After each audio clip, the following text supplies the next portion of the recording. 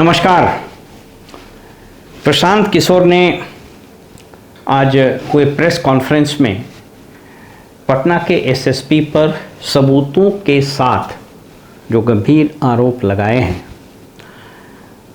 मुझे घनघोर निराशा हुई कि इस अधिकारी को अभी तक निलंबित नहीं किया गया या यहाँ से ट्रांसफ़र नहीं किया गया और मात्र यह आदेश दिया गया कि काउंटिंग सेंटर से सिक्योरिटी अरेंजमेंट से ये दूर रहेंगे। पुलिस के द्वारा जो गलत काम किया गया है उससे जुड़े हुए सभी साक्ष्य हम लोगों ने चुनाव आयोग के समक्ष रखी हैं।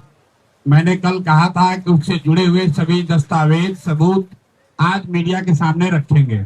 उस परिप्रेक्ष्य में मैं एक बात बताना चाहता हूं कि जब भी यहाँ वरीय पदाधिकारियों को चुनाव आयोग को कोई शिकायत भेजी गई, उसमें यहाँ के जो वरीय अधीक्षक हैं, एसएसपी हैं पटना के, उनका तर्क ये रहा है कि ये बाहर के लोग आए हुए हैं और चुनाव में गड़बड़ी कर रहे थे, इसलिए उनको डिटेन किया गया है, अरेस्ट किया गया है। इस संदर्भ में यहाँ के एसएसपी कार्यालय से एक पत्र भी जारी किया गया है और उस पत्र का मजमून ये है, मैं आपको दिखा रहा हूँ।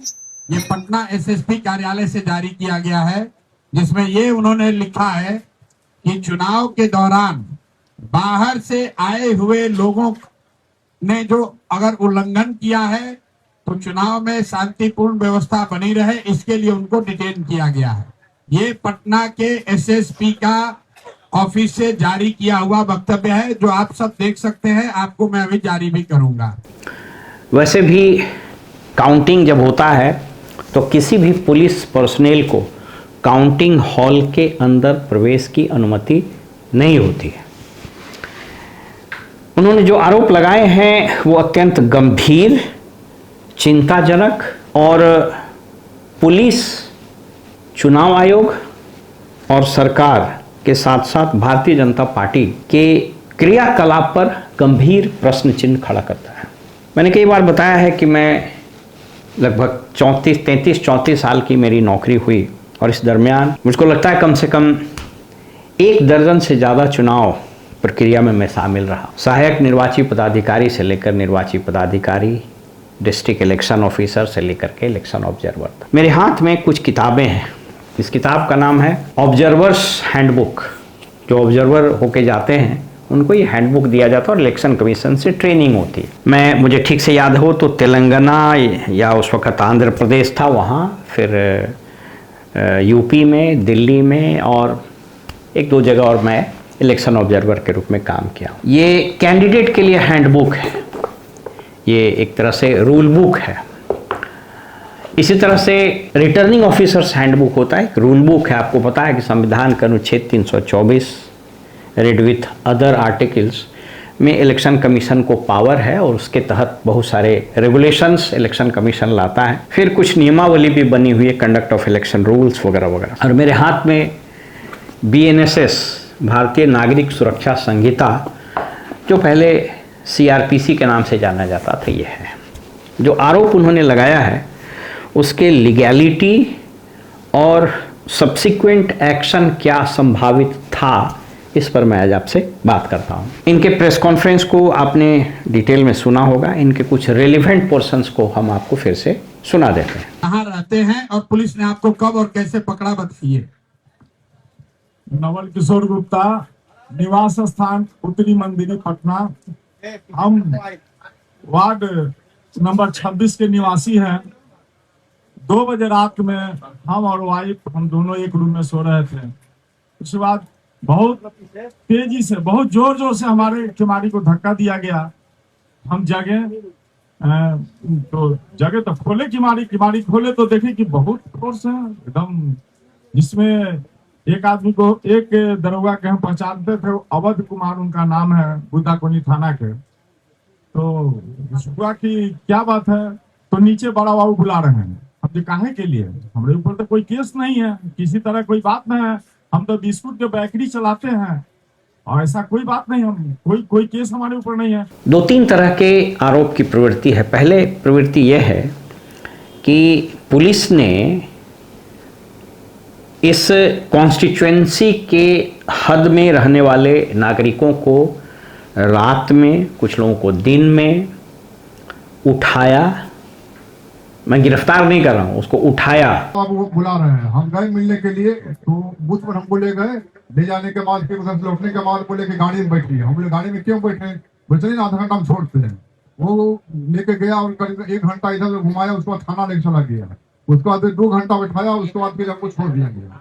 फिर उसके बाद 1 घंटा बाद फिर आया और जबरदस्ती करीब 5-6 की संख्या में पुलिस बल थे, उठाने का कोशिश किया, लेकिन हमारे समर्थक लोग थे इसलिए हमको बचा लिए। और उसके बाद फिर हम वहां से हट गए। उसके बाद घर पर सिटी खुद करीब 20 की संख्या में आए और 4 तो घर को घेर लिए। ये वार्ड का चुनाव लड़े, वहां पर सक्रिय राजनीतिक सामाजिक कार्यकर्ता है। पुलिस एक बार इनको पकड़ कर ले गई, बेउर में बैठाया। फिर जन सुराज के जब लोग पहुंचे वहां से छोड़ दिया। फिर दोबारा पुलिस आकर इनको इनके घर से पकड़ने के लिए गाड़ी में जबरदस्ती 100 लोग मिलकर बैठा रहे थे। तब तक हम पहुंच गए, फिर छोड़ दिया। जैसे ही हम वहां से वापस हटे, इनके घर को घेरने के लिए 100 से ज्यादा पुलिस, सीएपीएफ इनका पूरा घर दरवाजा 1 घंटे तक पीटता रहा इनको अरेस्ट करने के लिए। और यहाँ के एसएसपी विज्ञप्ति जारी कर रहे हैं कि कानून और व्यवस्था को बनाए रखने के लिए बाहरी लोगों को अरेस्ट किया गया। It was illegal detention. उठाया, उसके बाद दिन भर घुमाया और फिर बाद में छोड़ दिया, जैसी सूचना प्रेस कॉन्फ्रेंस में प्रशांत किशोर जी ने दी है। इस प्रेस कॉन्फ्रेंस में उन्होंने कुछ लोगों को जो इससे पीड़ित थे उनको रूबरू किया प्रेस के सामने। एक महिला जो करीब 70 साल की है, उन्होंने अपनी बातें रखी है। मैडम आप क्या उम्र वाली हैं, जाइए देखिए, स्थानीय नहीं होइएगा तो आप फंस जाइएगा। हम बोले कि हम स्थानीय हैं या नहीं है, इसका प्रमाण हम आपको नहीं देंगे, हम नहीं देंगे प्रमाण। और जिसने बताया है कि हम स्थानीय नहीं है उससे पूछिए, वो मेरे सामने पैंट पहनना सीखा है। ये सब बीजेपी के पर्ची काटने वाले लोग मेरे यहाँ आते थे, लेकिन मुझे बदलाव चाहिए था, इसलिए मैं इस और इन बातों को सुनने से जो लग रहा है, और एक प्रेस रिलीज दिया है पटना के एसपी ने, तो मैं आज आप उस पर बात करता हूं कि दे आर थॉरली, मैं वो शब्द का प्रयोग नहीं कर सकता हूँ, इनकॉम्पिटेंट तो है ही, नॉन प्रोफेशनल तो है ही। ये लोग बिल्कुल, मतलब जिसको बोलते हैं ना कि सिपाही के जैसा भी अक्ल नहीं है। कैसे इन लोग आईपीएस पास किया है, कैसे काम कर रहा है, कैसे ही अपने पद पर बना हुआ पटना जैसे महत्वपूर्ण जिले का एसएसपी में, मुझको नहीं पता है। ये प्रेस रिलीज में जो इन्होंने बताया है पटना पुलिस ने, उसका लबोलबाब ये है कि धारा 163 बीएनएसएस, जिसको हम लोग बोलचाल की भाषा में 144 बोलते हैं, उसके तहत इन लोगों को हम लोग कानून व्यवस्था और इलेक्शन के दिन शांतिपूर्ण व्यवस्था बनी रहे, इसके तहत मैंने गिरफ्तार किया है या उठाया है, जो भी। पहले कुछ चीज़ को आप समझ लीजिए। ये सारी जो रूल बुक्स है जो मैंने आपको बताया है, एक वर्ड है उसको बोलते हैं प्रोहिबिटरी पीरियड। प्रोहिबिटरी पीरियड का मतलब होता है कि जिस दिन चुनाव है उससे 48 घंटा पहले, इसलिए उसको 48 आवर्स प्रोहिबिटरी पीरियड बोलते हैं। उस पीरियड में उस कॉन्स्टिट्यूएंसी के बाहर के लोग वहाँ नहीं रह सकते हैं, निवास नहीं कर सकते।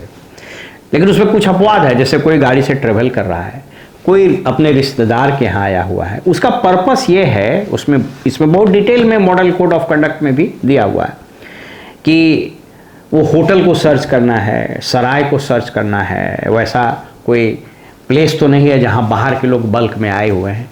इसका मतलब ये नहीं है कि किसी के घर में जाइएगा तो किसी का दामाद आया हुआ होगा, किसी की बेटी आई हुई हो, किसी का रिश्तेदार आया हुआ होगा, और उसमें पटना जैसे शहर में जहाँ पर फ्लोटिंग पॉपुलेशन इतना है, तो उसको पकड़ के बंद कर दीजिएगा। एक नवल किशोर जी जो प्रेस में बोल रहे हैं कि रात में 2 बजे उसको पत्नी और परिवार के साथ सोए हुए थे और एकदम अपराधियों की तरह दरवाज़ा पीट करके उसको उठा लिया। अब मैंने 48 प्रोहिबिटरी आवर्स की चर्चा की, उसमें क्या क्या चीज़ नहीं हो सकता है। जैसे उसमें कन्वेसिंग नहीं हो सकती है, इलेक्शन का मैनिफेस्टो नहीं रिलीज हो सकता है, और वोटर्स को डराने धमकाने या अन्य गतिविधि नहीं हो सकती है, मीटिंग वगैरह नहीं हो सकता है।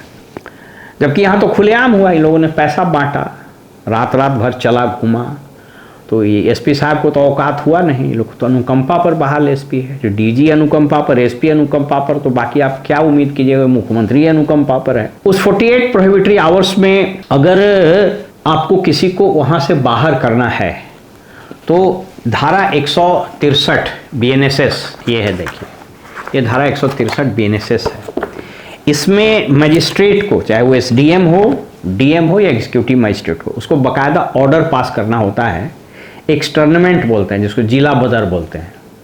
तो ये एसपी साहब को ये बीएनएसएस में ये धारा 163 में कौन पावर दे दिया ये हमको नहीं मालूम है, क्योंकि इलेक्शन में तो एक जनरल ऑर्डर निकला होगा, 163 बीएनएसएस का जनरल प्रोहिबिटरी ऑर्डर्स निकला होगा।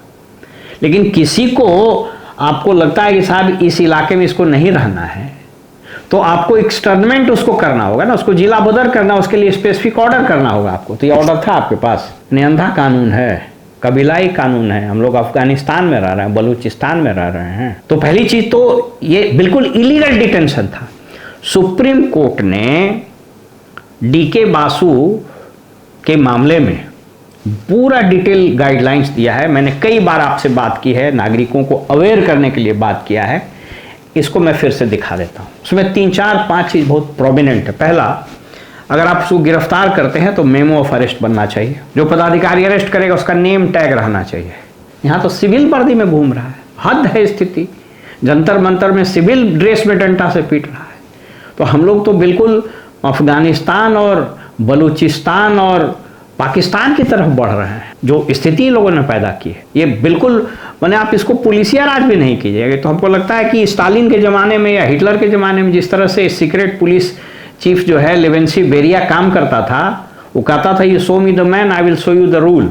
आप आदमी दिखाइए, उस हिसाब से हम कानून बता देंगे। तो ये तो एसपी साहब उसी स्टाइल से काम कर रहे हैं। और जब एसपीए वो काम कर रहा तो बाकी थानेदार, सिपाही, दरोगा, इंस्पेक्टर का तो बातें आप छोड़ दी। तो ये prohibitory hours, 48 hours prohibitory period का वो प्रोविजन था जिसका इन्होंने वायलेशन किया। अगर गिरफ्तार हुआ है तो डीके बसु के मामले में मैंने 3-4 चीज़ बताया। पहला, मेमो ऑफ अरेस्ट बनेगा। दूसरा, जो पदाधिकारी अरेस्ट करेगा उसका नेम टैग रहना चाहिए, गिरफ्तारी का कारण उसको बताना होगा, और उसको तुरंत स्टेशन डायरी में आपको एंट्री करनी होगी। क्योंकि हेबियस कॉर्पस है, उसको आपको प्रोड्यूस करना पड़ेगा। जिसको पाइएगा तो अंग्रेज के जमाने में कानून बना था ना, जिसके बाद इस देश में आंदोलन हुआ आजादी का, उस तरह का हिसाब है। कितने बार कितना सेफगार्ड्स दिया गया है कानून में, लेकिन हम तो मानेंगे नहीं। अब आइए चुनाव आयोग का। चुनाव आयोग के पास प्रशांत किशोर की पार्टी और प्रशांत किशोर जी ने सबूतों के साथ पूरा मेमोरेंडम दिया। चुनाव आयोग को वास्ट पावर है आर्टिकल 324 में। अपेक्षा यह थी कि उस मेमोरेंडम पर तत्काल प्रभाव से चुनाव आयोग को एसपी को वहां से हटा देना चाहिए। आपको बता देते हैं कि इलेक्शन के पीरियड में जब तक मॉडल कोड ऑफ कंडक्ट लगा हुआ है तब तक इस मुख्य निर्वाचन पदाधिकारी को न तो चीफ सेक्रेटरी से न डीजीपी से पूछने की जरूरत नहीं थी। ये तो इसको पता ही नहीं होगा। इसके पास अख्तियार था, ये अपने कलम से, अपने हस्ताक्षर से एसपी को इमीडिएट वहां से हटा सकता था या सस्पेंड कर सकता था। ट्रांसफर तो उसका इमीडिएट होना चाहिए था। तो ये तो अपने अनुकंपा पर बहाल है मुख्य निर्वाचन पदाधिकारी, दांत निपोड़ते रहता है। एसआईआर में फ्लॉप किया। उसके बाद मैंने कई बार बताया कि मैं हतप्रभ हूं कि कोई राज्य का मुख्य निर्वाचन पदाधिकारी किसी विभाग में सचिव कैसे हो सकता है, और इस सचिव बनाया गया इसको। अभी उपरभार उससे हटाया गया है, माने खाना पूर्ति के नाम पर। ये फिर किसी विभाग का सचिव बनेगा। It is simply unthinkable. ये हो क्या रहा है समझ में नहीं आता है। कोई भी सेंसिबल आदमी पागल हो जाएगा इस स्थिति समझ करके बिहार में कि ये एक अनूठा प्रदेश है। पूरे देश में यह एक अजूबा प्रदेश है जहां का मुख्यमंत्री, जहां का डीजी, जहां का मुख्य निर्वाचन पदाधिकारी सब नमूने का भरमार है। तो इसने क्या किया, डीजीपी को, अब डीजीपी क्या करेंगे, डीजीपी कह रहे हैं कि हम उनको सुरक्षा व्यवस्था से हटा दिया, आप खाक वहां से हटा दीजिएगा। ऐसे भी वर्दी धारक को उसके अंदर नहीं जाना था, तो तांडव मचाएगा ही। और वो काउंटिंग की व्यवस्था क्या, वो तो तांडव तो बाहर में होगा। और अभी सोशल मीडिया में एक चल रहा है बहुत तेजी से, मैं उसको सब्सटैंशिएट नहीं कर रहा, लेकिन ये एप्रीहेंशन बहुत तेजी से चल रहा है कि अगर काउंटिंग के समय 20-25 राउंड के बाद अचानक से डिक्लेयर कर दिया जाए कि फलाना कैंडिडेट जीत गया है तो आपको आश्चर्य नहीं होना चाहिए।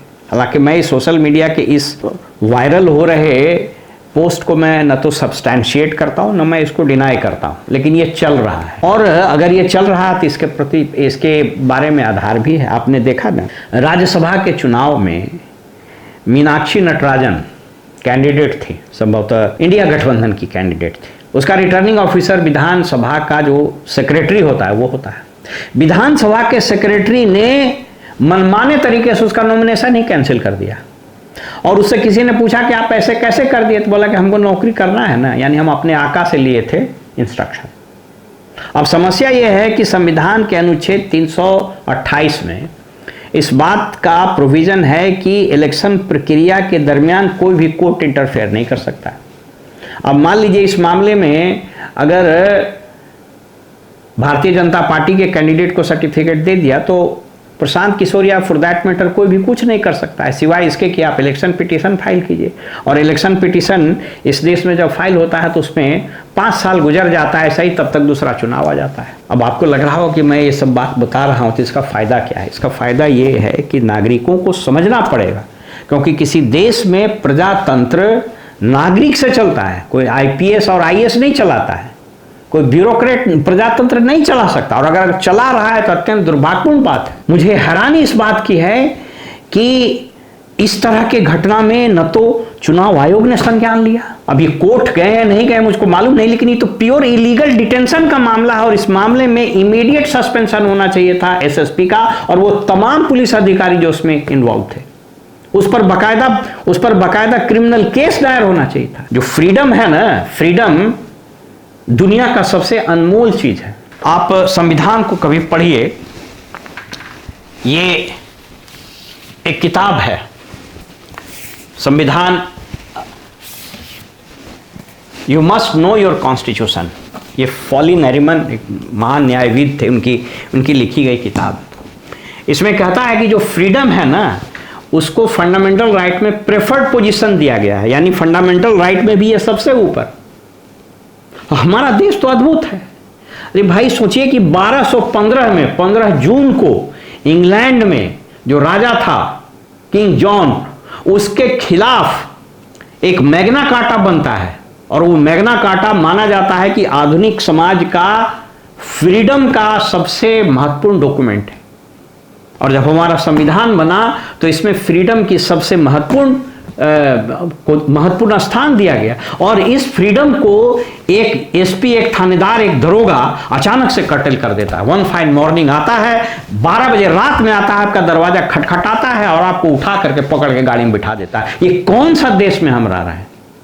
ये किस संविधान में इन लोगों को अधिकार मिला है? लेकिन वही कापर करूं सिंगार सैया मोर आंधा। कानून बनाने वाला अंधा हो गया, कानून लागू करने वाला अंधा है, और कानून सही है कि नहीं है वो अंधा हो गया। और जो चौथा पिलर था प्रेस, उसको या तो कुछ समझ में नहीं आता है या बस जूता चप्पल चाटने के लिए तैयार है। लाखों करोड़ रुपया का सैलरी मिल रहा है और जो सरकार बोलती है उसी में लगा हुआ है। और मैं जानता हूं कि जैसे ये पोस्ट में रह जाएगा बहुत लोग हमको गाली देना शुरू करेंगे, लेकिन हमको गाली देने से कुछ नहीं होगा। अंधभक्ति में डूबे रहिए, कोई दिक्कत नहीं है, लेकिन जब पड़ेगा ना तब आपको समझ में आएगा। क्योंकि जिस देश, जिस समाज में व्यक्ति की गरिमा, उसकी स्वतंत्रता, उसको रौंद दिया जाता हो, वह समाज कबीलाई समाज हो जाएगा। वह समाज वो मध्यकालीन युग में चला जाएगा। और ऐसे भारत, ऐसे स्वतंत्र भारत और ऐसे संविधान की कल्पना न तो बाबा साहब ने की थी और न ही हमारे फ्रीडम फाइटर्स ने की थी। ये तो बिल्कुल अंग्रेज जैसा स्टाइल है। जो कानून अंग्रेज लाता था, सीक्रेट लॉज लाता था, जलियांवाला बाग इसी के तहत हुआ कि ऐसा कानून कि बिना किसी वारंट, बिना किसी चीज के मुखेर कानून पकड़ के बंद कर दिए। तो वही हाल है यहाँ। इसलिए प्रशांत किशोर ने जो प्रेस कॉन्फ्रेंस में बातें उठाई है, ये सिर्फ जनसुराज की बात नहीं है, ये पूरे समाज की बात है। अगर आज किसी के साथ हुआ है तो कल आपके साथ भी हो सकता है। समाज इसमें उठे और मेरी न्यायालय से अपेक्षा है कि आप हमेशा सुओ मोटो कॉग्निजेंस लेते रहते हैं। इस मामले को सुओ मोटो कॉग्निजेंस लीजिए, क्योंकि न्यायालय का भी जो साख है वो गिरा है। आप अपनी साख को बचाइए। टेक सुओ मोटू कॉग्निजेंस और एसपी सहित तमाम जो लोग हैं इनको सस्पेंड कीजिए और इन पर क्रिमिनल केस कीजिए, तभी कानून का राज कायम रहेगा। अन्यथा कानून का राज सिर्फ आप कहिएगा, राज गैर कानूनी काम करने वाले लोगों का कायम हो जाएगा। सोचिएगा जरूर इस पर।